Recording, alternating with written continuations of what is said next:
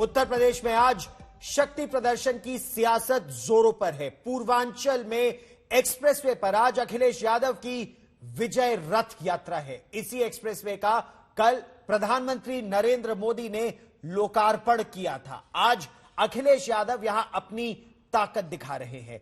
अखिलेश यादव की विजय रथ यात्रा गाजीपुर से लखनऊ तक जा रही है और इस दौरान बाराबंकी, अमेठी, अयोध्या, सुल्तानपुर, अंबेडकर नगर, आजमगढ़ और मऊ जैसे कई स्थानों पर वो जनसंपर्क और सभा करेंगे।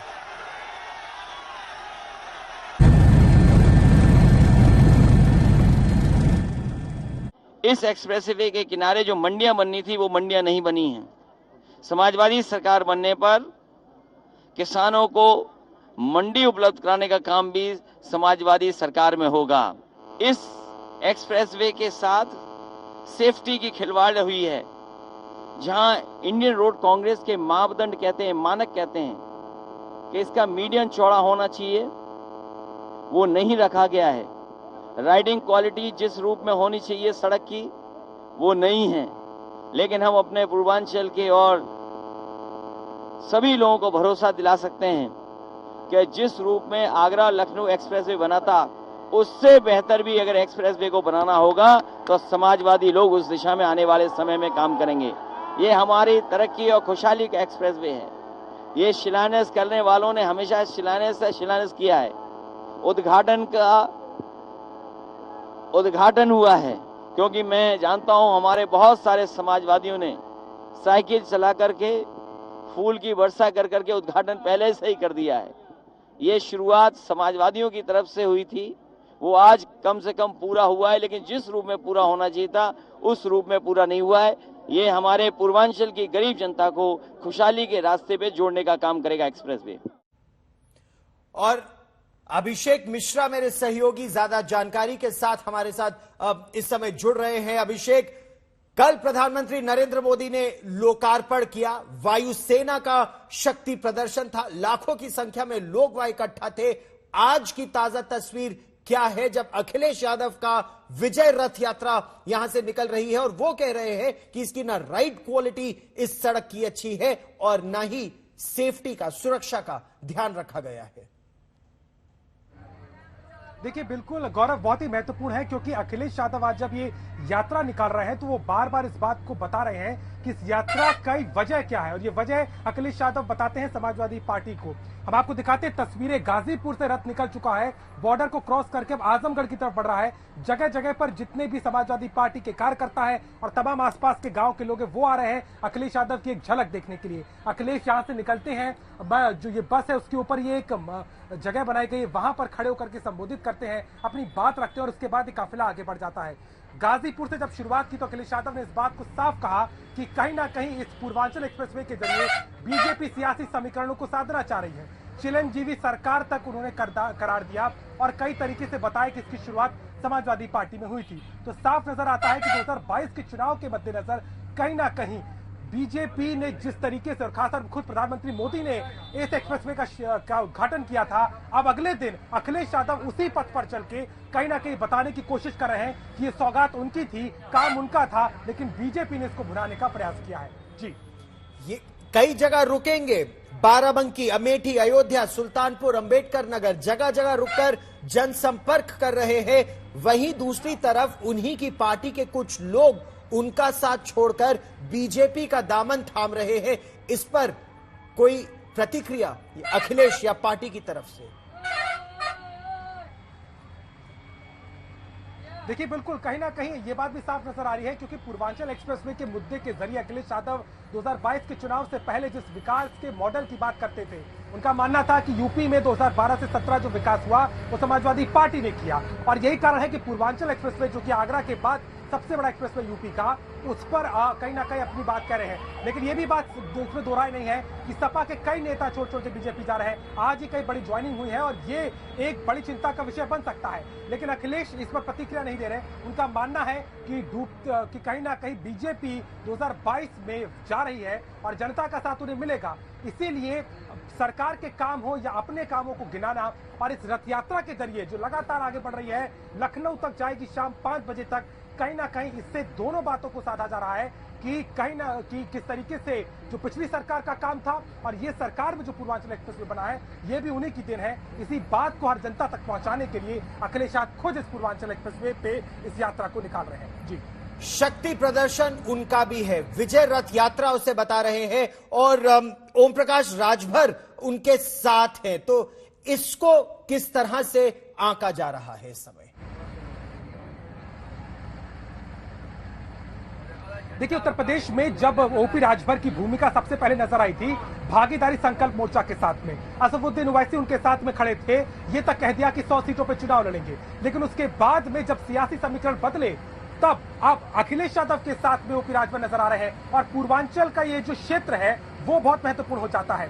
गाजीपुर, बलिया, इसके अलावा आसपास के इलाके, मऊ, आजमगढ़, ये पूरा गढ़ माने गए हैं समाजवादी पार्टी के और यहाँ पर ओपी राजभर के वोटर भी हैं और राजभर की जो संख्या है वोटरों की वो 10 से 18% तक कई इलाकों में है। अखिलेश जानते हैं कि अगर राजभर का साथ उन्हें मिलेगा तो जो मार्जिन उनको बीजेपी से खतरा है उसका कॉम्पनसेशन राजभर हो सकते हैं। यही कारण है कि बाद में ही सही है राजभर उनके साथ में आए हैं, लेकिन इसका कितना प्रभाव होगा, क्योंकि बीजेपी लगातार पिछड़ों और राजभर को लेकर के भी प्रबल नजर आ रही है। जब आजमगढ़ में गृह मंत्री अमित शाह पहुंचते हैं तो इस बात का ऐलान करते हैं कि राज्य यूनिवर्सिटी का नाम महाराजा सुहेलदेव के नाम पर होगा, यानी कि वोटों के बिखराव को बीजेपी भी समझती है। और यही कारण है कि चाहे रथ यात्रा हो, चुनाव के काम हो और नेताओं का आना जाना अब जो लगातार शुरू हो गया है, समाजवादी पार्टी में भी बीजेपी के कुछ नेता आए हैं, तो कहीं ना कहीं इन सभी समीकरणों को साधते हुए आज अखिलेश यादव भी पूर्वांचल एक्सप्रेसवे पर खुद अपने रथ को दौड़ा रहे हैं और बार बार ये कह रहे हैं कि उन्हीं का रथ आगे चलेगा और जो काम सरकार बता रही है वो दरअसल उन्हीं का है। जी अभिषेक, इस जानकारी के लिए फिलहाल बहुत बहुत धन्यवाद। ये 164 सीटें जो है पूर्वी उत्तर प्रदेश की, लखनऊ का रास्ता इसी पूर्वांचल एक्सप्रेसवे होकर जाता है, ये बात तो तय है। बढ़ते हैं दूसरी खबर की ओर, क्योंकि दूसरी तरफ प्रियंका गांधी वाड्रा आज चित्रकूट में है, महिलाओं से लगातार संवाद कर रही है। सुनिए।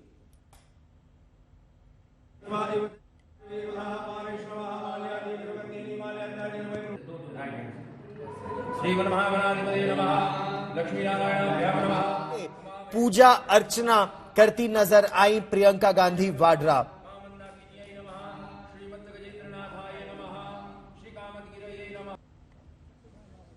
आदरणीय दीदी जी को तहे दिल से अभिनंदन और सभी महिलाओं को जो हमारे बीच आई हुई हैं।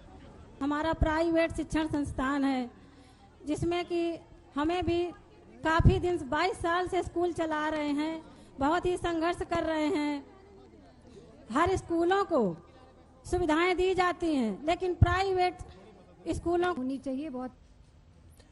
और मेरे सहयोगी समर्थ श्रीवास्तव अब हमारे साथ चित्रकूट से जुड़ रहे हैं। समर्थ, प्रयास यही प्रियंका गांधी वाड्रा को का कि महिलाओं को अपने साथ लेकर चले, नारा नया, लड़की हूं लड़ सकती हूं, ये नारा, इस पर लोगों की क्या प्रतिक्रिया आ रही है? प्रियंका गांधी वाड्रा के साथ कितना जुड़ रहे हैं लोग कांग्रेस के साथ? देखिए, जनक नंदिनी सीता के संघर्ष और तप की स्थली है चित्रकूट और मैं इस वक्त जहां मौजूद हूं वो रामघाट है। प्रियंका गांधी का ये दौरा 3 तौर पर प्रमुख माना जाता है। नंबर 1, वो आती हैं और शिव मंदिर में दर्शन करती हैं, एक प्राचीन शिव मंदिर जिसका चित्रकूट से लगाव इतिहास में दर्ज है, उसके जरिए वो सॉफ्ट हिंदुत्व को मजबूत करती हैं। नंबर 2, वो बुंदेलखंड आती हैं चित्रकूट में, बुंदेलखंड के जरिए वो एक तरह से जैसे पूर्वांचल में सपा और भाजपा लगे हैं उस तरह से वो यहाँ पर आकर अपना वोट बैंक स्ट्रांग करना चाहती। नंबर 3, वो जैसा कि आपने बताया वो यहाँ पर आकर महिलाओं से वार्तालाप करती, जैसा कि अभी चल रहा है। मैं तस्वीरों के जरिए भी अगर आपको दिखाऊंगा तो भी आप देखेंगे मेरे पीछे जो है महिलाएं हैं। रामघाट ये जगह है जहां पर मैं मौजूद हूं और 3000 से ज्यादा महिलाएं बुंदेलखंड की केवल यहां पर आई हैं। प्रियंका गांधी इन तीनों पॉइंट्स को कवर करते हुए महिलाओं से संवाद कर रही हैं। और उसके बाद भी एक कमलनाथ मंदिर है जहां पर वो जाने वाली हैं, यानी कि जितने भी उनके जिन जिन दौरों पर वो जाती हैं वहां पर एक आध मंदिर में वो जरूर जा रही हैं। उसके जरिए कांग्रेस पार्टी सॉफ्ट हिंदुत्व की ओर कहीं ना कहीं बढ़ती हुई। नंबर 2 बुंदेलखंड की ओर अब इशारा, क्योंकि इसके 23 तारीख को यानी कि प्रधानमंत्री के इवेंट्स के बाद, झांसी और महोबा के इवेंट्स के बाद प्रियंका गांधी की भी 23 तारीख को एक रैली महोबा में होने वाली है। तो बुंदेलखंड पर कांग्रेस और प्रियंका गांधी की नजर। और नंबर 3 जो मैंने बताया कि वुमेन रिजर्वेशन 40% जो बताया गया उसको और मजबूत करती हूं, जैसा कि उन्होंने वादा किया। उन्होंने स्कूटी का वादा किया, उन्होंने स्मार्टफोन देने का वादा किया।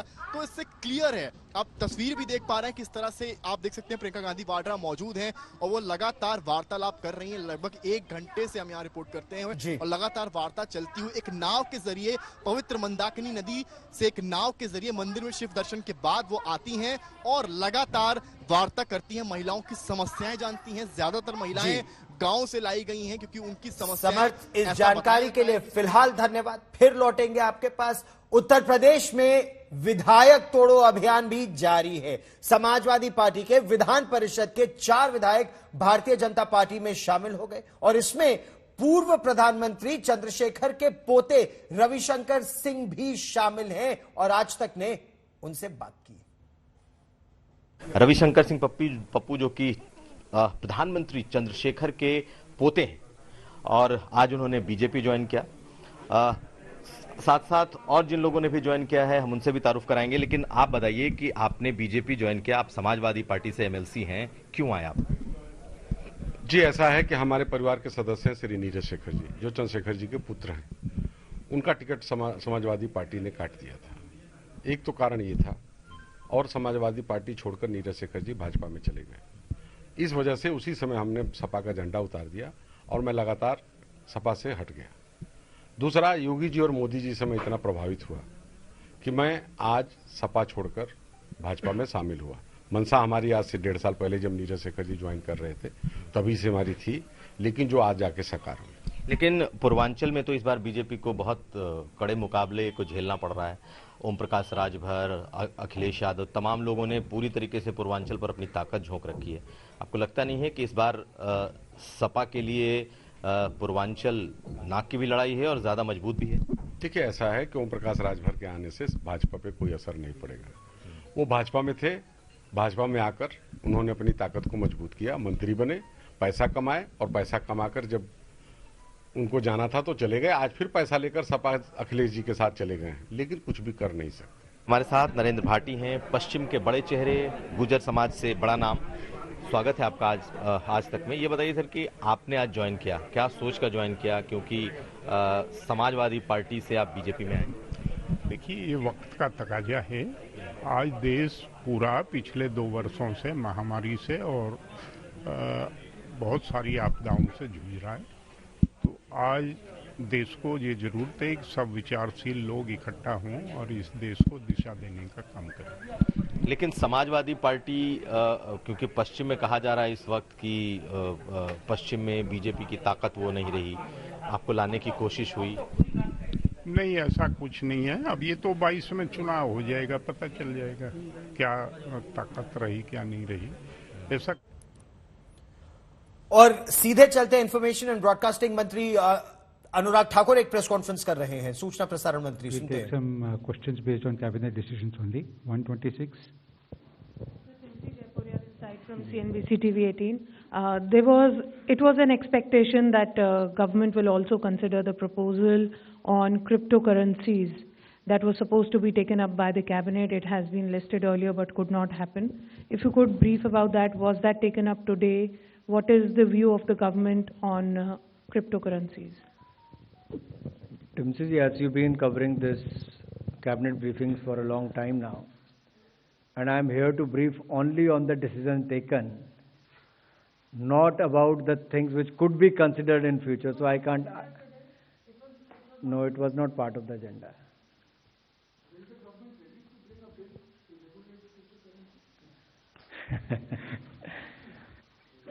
There will be a parliament session starting soon. So let us wait for that time. 176. मतलब जो आपने बताया ये आमिर न्यूज़ नेशन से ये जो 33,822 करोड़ का बजट अनुमानित है, इसमें राज्यों का कितना पार्टिसिपेशन होगा? इसमें से अगर 22,978 करोड़ रुपया केंद्र सरकार का अंश है तो आप कुल व्यय 33,822 करोड़ में से उसको जब माइनस करेंगे तो बाकी राज्यों को देना है। और ये ठीक, thank you sir.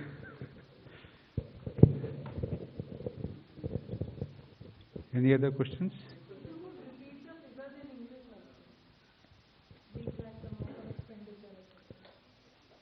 The cabinet today decided for the construction of Pradhan Mantri Gramin Sadak Yojana, the roads under the Pradhan Mantri Gramin Sadak Yojana phase 1 and 2, road connectivity also for the left-wing extremist area. This will help to construct the roads in the far-flung rural areas and the tribal areas. बात अब हम करेंगे प्रदूषण की और पर्यावरण की। दिल्ली की सांसों पर संकट है तो सुप्रीम कोर्ट ने आज केंद्र और राज्य सरकारों को जमकर फटकार लगाई। इसके बारे में हम आपको विस्तार से बताएंगे, लेकिन हम आपको यह भी बता दें कि दिल्ली सरकार ने प्रदूषण से निपटने के लिए कुछ फौरी कदम उठाने की बात की है। यानी दिल्ली में 21 नवंबर तक निर्माण कार्य पर प्रतिबंध लगा दिया गया है। दिल्ली में 100% सरकारी विभाग में वर्क फ्रॉम होम लागू कर दिया गया है। दिल्ली में स्कूल और कॉलेज अगले आदेश तक अब पूरी तरह से बंद रहेंगे। दिल्ली में जरूरी सेवाओं के अलावा अन्य राज्यों से ट्रकों की एंट्री बैन कर दी गई है, उस पर पूरी तरह से रोक लगा दी गई है, लेकिन इसमें जो इसेंशियल सर्विसेज हैं उसकी गाड़ियां आती रहेंगी। दिल्ली में 1000 सीएनजी प्राइवेट बसों को कल से किराए पे लिया जाएगा, हायर किया जाएगा। डीडीएमए को मेट्रो और बस में खड़े होकर यात्रा करने की अनुमति डीडीएमए से मांगी गई है। दिल्ली में गैस के अलावा अन्य इंडस्ट्री को बैन इस समय कर दिया गया है। तो सुप्रीम कोर्ट की सख्त टिप्पणियों के बाद दिल्ली सरकार और भारतीय जनता पार्टी में एक बार फिर ठन गई है। प्रदूषण के लिए भारतीय जनता पार्टी अरविंद केजरीवाल सरकार को दोषी ठहरा रही है तो दिल्ली सरकार केंद्र पर ही ठीकरा फोड़ रही है। पब्लिसिटी पे नहीं, हम ग्राउंड पे काम करते हैं और ग्राउंड पे जब काम करते हैं तो लोगों को बेचैनी होती है। हमने ग्राउंड पे पूसा के साथ हमने ग्राउंड केंद्र सरकार की संस्था है पूसा, उस पे केंद्र सरकार को काम करना चाहिए था, नहीं किया, हमने किया। हमने ग्राउंड पर जाकर के छिड़काव किया, उसका जो रिपोर्ट आई वो हमने एयर क्वालिटी मैनेजमेंट कमीशन को सौंपी पेटिशन। उन्होंने कहा जो आप कह रहे हो, उन्होंने कहा इसलिए थर्ड पार्टी ऑडिट कराओ। अब वो उनकी संस्था है, उनकी जल शक्ति की संस्था से हमने ऑडिट कराया। आप पूछो कि ऑडिट वाली संस्था उन्होंने गलत रिपोर्ट दिया है क्या?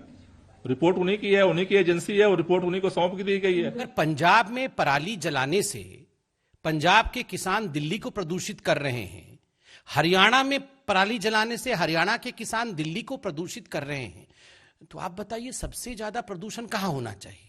पंजाब में होना चाहिए। हरियाणा की हवा की क्वालिटी सबसे खराब होनी चाहिए, मगर सबसे ज्यादा खराब क्वालिटी हवा की कहीं है तो वो दिल्ली की है। दिल्ली की हवा की क्वालिटी सबसे खराब है, पंजाब की इतनी खराब नहीं है। जो रेस्पॉन्सिबल है उसकी हवा की क्वालिटी इतनी खराब नहीं है, मगर दिल्ली की हवा की क्वालिटी खराब है। तो कहीं ना कहीं दिल्ली की हवा में प्रदूषण के अलावा राजनीति भी तो है, तभी तो हवा में गंदगी है, कुछ ना कुछ गड़बड़ तो है। दिल्ली के लिए क्या फंड दिया? दिल्ली के अंदर तो हम 100% स्टबल बर्निंग को कंट्रोल करने के लिए दिल्ली सरकार सारा काम कर रही है। राज्यों को फंड दिया है, राज्यों को फंड दिया है, ये सच बात है, लेकिन हमने पर्यावरण मंत्री के साथ जब बैठक की थी तभी कहा था कि इसका ग्राउंड एक्शन प्लान बनाइए। फंड देने से समाधान नहीं होगा। हमने कहा था जितना पैसा केंद्र सरकार दे रही है उससे आधे पैसे में सरकार को डायरेक्शन दीजिए और बायो डीकंपोजर का छिड़काव हो सकता है। 40,000 रुपए अरविंद केजरीवाल जी ने, बिना राजनीति के धन्यवाद भी हम देते हैं, उन्होंने 40,000 रुपए खर्च किए हैं पराली के प्रदूषण को कंट्रोल करने के लिए। अरविंद केजरीवाल जी ने कोई छोटा मोटा काम नहीं किया है, बहुत बड़ा काम किया है। उन्होंने 40,000 रुपए खर्च करके किस प्रकार से प्रदूषण को कंट्रोल किया जा सके, पराली से उत्पन्न प्रदूषण, उस पर बहुत गंभीर चिंतन, अनुसंधान, शोध, मतलब एक्सपेरिमेंट, ये सब किया है। 4000 टाइम्स काम पराली जितना किया और फसल जितना दिखाया है अरविंद केजरीवाल जी की भाषा में। काम पराली, उन्होंने कहा था, आप उनका भाषण नहीं, पराली कितना डंडा हो, छोटा सा डंडा है, तो काम डंडे जैसे, छोटे से डंडे जैसा, और दिखाया है फसल इतना बड़ा। और ये अरविंद केजरीवाल जी यही हार्वेस्ट कर रहे हैं। बुआई 40,000 रुपए, कटाई 16 करोड़ रुपए का, यही इनकी राजनीति चल रही है। दिल्ली की सांसों पर संकट का कसूरवार आखिर है कौन? दिल्ली कम दमघोटू हवा का इस समय दोषी कौन है? आज सुप्रीम कोर्ट ने दिल्ली के प्रदूषण पर सुनवाई की। सुनवाई में सर्वोच्च न्यायालय ने केंद्र के साथ साथ संबंधित राज्य सरकारों के रुख पर भी नाराजगी जताई। कोर्ट ने सिर्फ बैठकों पर बैठकें हो रही हैं ऐसा कहा। कोर्ट ने यहां तक कह दिया कि नौकरशाह फैसला लेने से बच रहे हैं, वो सिर्फ कोर्ट के आदेश का इंतजार करते हैं।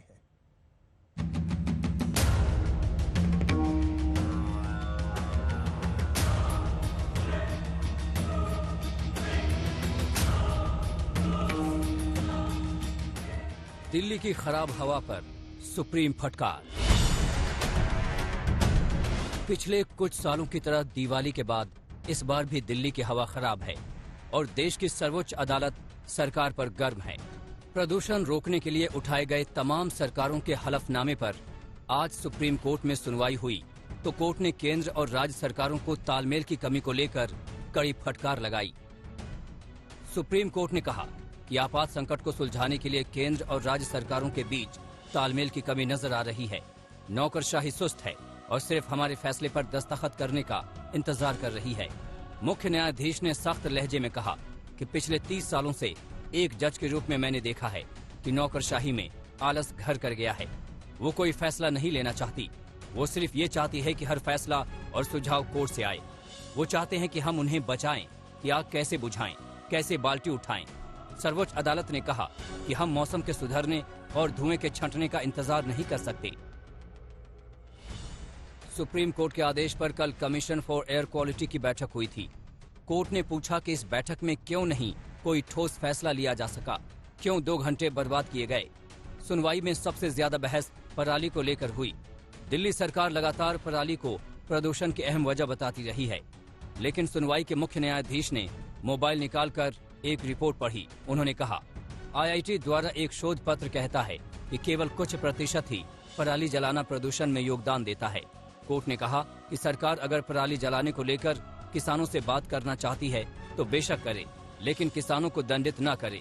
5 सितारा होटल में बैठकर किसानों पर टिप्पणी करना बहुत आसान है, लेकिन कोई ये नहीं समझना चाहता कि किसानों को पराली क्यों जलानी पड़ती है। स्कूल कॉलेजेस को 1 हफ्ते के लिए बंद कर दिया गया है, लेकिन AQI अभी भी वेरी पुअर कंडीशन में है। इसलिए अभी भी लगातार प्रशासन, सरकार इस पे बातचीत कर रहे हैं और रास्ता निकालने की कोशिश कर रहे हैं कि किस तरीके से दिल्ली की हवा जो इतनी प्रदूषित हो चुकी है उसे कैसे साफ किया जाए। सुनवाई के दौरान दिवाली पर आतिशबाजी का मुद्दा भी उठा। सुप्रीम कोर्ट ने सवाल उठाया कि पिछले 10 दिनों से पटाखे क्यों जलाए जा रहे हैं।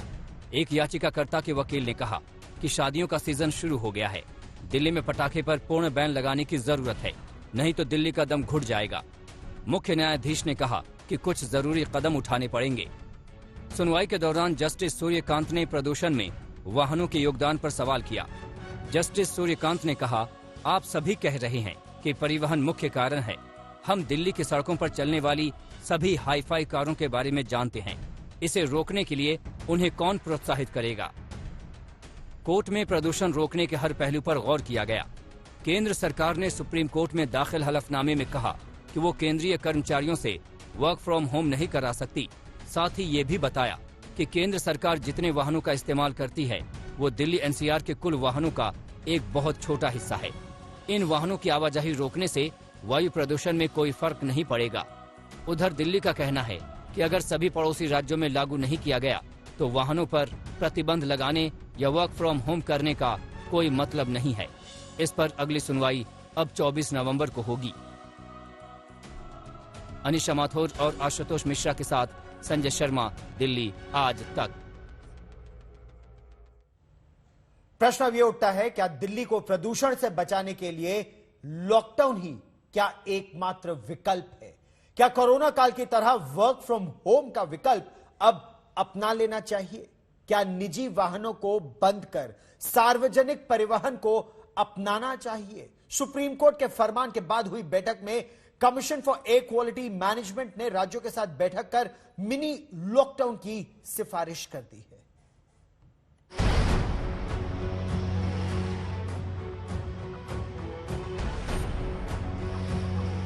दिल्ली की हवा खराब है, सुबह की तस्वीर है। दिल्ली के हर इलाके में सुबह ऐसी ही तस्वीर रही है, धुंध के जहरीले बादल। डॉक्टरों ने साफ कहा है कि ये जो प्रदूषण का स्तर है 377, जो कि वेरी पुअर में तो आता है लेकिन सीवियर खतरनाक के बेहद करीब है, सिर्फ 23 पॉइंट कम है 400 से, यानी खतरनाक की स्थिति में पहुंच जाता।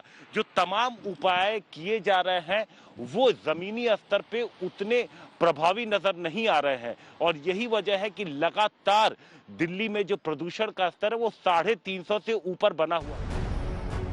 अब दिल्ली वालों से यहाँ हवा की शिकायतें सुन लीजिए। किसी को मॉर्निंग वॉक में सांस लेने में तकलीफ हो रही है तो किसी का जहरीली हवा में गला बैठा जा रहा है। ऐसा तो हर साल दिल्ली में होता है पोल्यूशन इस टाइम पे, सर्दियों के टाइम पे, लेकिन ये क्या हो रहा है, दिन पे दिन बढ़ता जा रहा है। गवर्नमेंट काफ़ी इस पे काम कर रही है, अलग अलग तरह से उनके स्कीम निकल रहे हैं, लेकिन वो इफेक्टिव नहीं हो पा रहा है।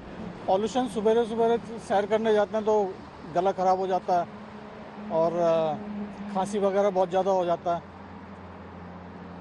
और पॉल्यूशन है बहुत ज़्यादा, आंखों में जलन होती है। सभी को परेशानी हो रही है, किसी को वायरल हो रहा है, किसी को जलन हो रही है, किसी को आंखों में जलन है। अब हमें ही देख लो, हमें जब गला खराब हो गया है, आंखों में जलन हो रही, सभी बच्चों को, बड़ों को। Actually for normal people I would prefer कि घर पे रहो अभी थोड़े दिन, तो जिनको यूज टू नहीं है आना, जो अभी रिसेंटली उनने फिटनेस ज्वाइन करी है, वो अपने घर में करे तो बेटर है। पब्लिक ट्रांसपोर्ट वगैरह थोड़ा अवॉइड करे, थोड़ा भी घर में रहे तो बेटर है। मतलब कि मॉर्निंग वॉक भी नहीं कर सकते और शाम को तो निकलना महाभारत जैसा हो रखा है। 6 बजे के बाद तो बिल्कुल निकल ही नहीं सकते और मतलब कि टाइम से पहले फॉग भी आ चुका है पोल्यूशन के कारण। संकट बड़ा है और सरकारें फिलहाल सुस्त। सुप्रीम कोर्ट ने फटकार लगाई तो कल कमीशन फॉर एयर क्वालिटी की बैठक हुई। बैठक में दिल्ली और आसपास के स्कूल, कॉलेजों और शिक्षण संस्थानों को अगले आदेश तक बंद रखने का आदेश दे दिया। कमीशन फॉर एयर क्वालिटी की आपात बैठक में एनसीआर वाले राज्यों को कहा गया कि वो आधे कर्मचारियों को वर्क फ्रॉम होम पर भेजें। प्राइवेट दफ्तरों से भी 21 नवंबर तक ऐसा करने को कहा गया। प्रदूषण पर लगाम लगाने के लिए जरूरी सर्विस को छोड़कर सभी ट्रकों पर दिल्ली में आने पर रोक लगेगी।